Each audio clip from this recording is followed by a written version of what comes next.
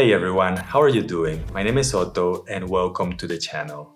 This is the DJI Mini 3 Pro, and in this video, I want to talk about a few mistakes that some beginner pilots are doing with this drone.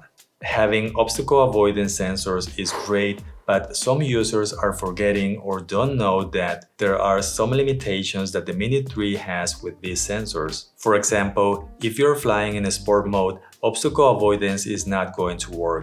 The Mini 3 is just going to turn the sensors off. Obstacle avoidance also doesn't work very well if there isn't enough light. You should be fine if it's close to sunset, but be careful when flying in low light situations, especially when it's already nighttime. Something else that you need to know is that when you activate the obstacle avoidance and set it to bypass any obstacle, this feature over here will turn on automatically, and this will disable the ability to fly the drone to the left or the right. So unless you specifically need this, you should turn it off so you don't have any surprises in the middle of the flight. Another mistake that is frequent is not to set security measures on the Mini 3 Pro. I think that when you go to a new place, you should always double check the return to home altitude, which is the altitude that you want the Mini 3 to fly to before it starts to come back to the home point, so it can avoid potential obstacles on its way home.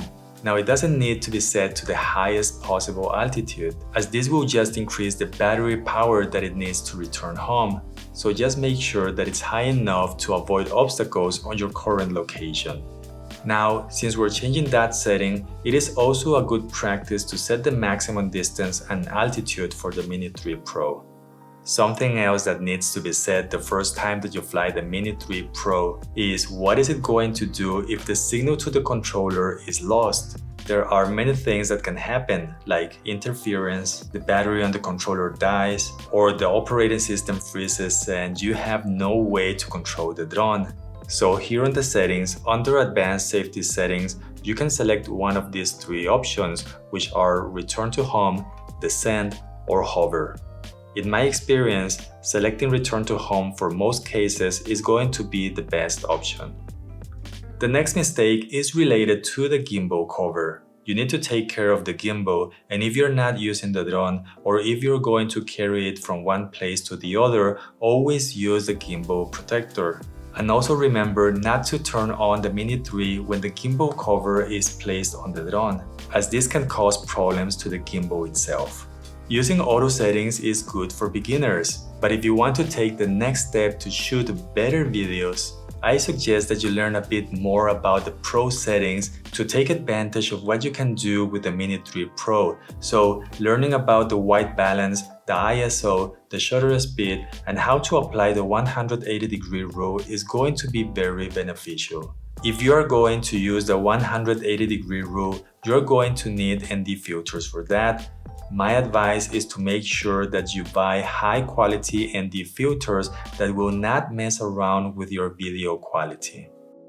There is this obsession with new pilots to fly very high or very far away, and you don't really need to do this to get beautiful shots.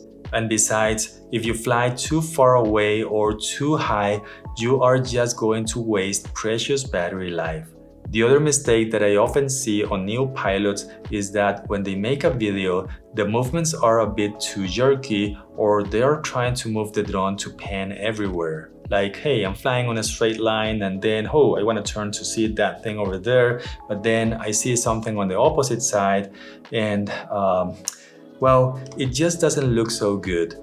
Instead, you can try to fly forward or backwards or make a nice orbit around something. And this will make your videos look cleaner and more beautiful. I have a video on my channel where I talk about the basic movements that you can do with the Mini 3. So if you're interested, you can go ahead and take a look.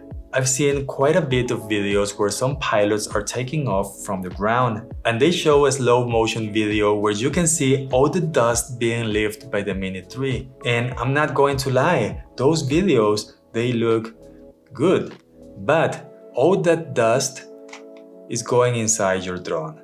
So I highly recommend not to take off from a dusty or sandy surface. Instead, find a good locations to avoid that or learn how to take off and land with your hand. I am hoping that this video has been useful, and please don't forget to drop a like and subscribe if you haven't done so. I hope you're having an amazing day.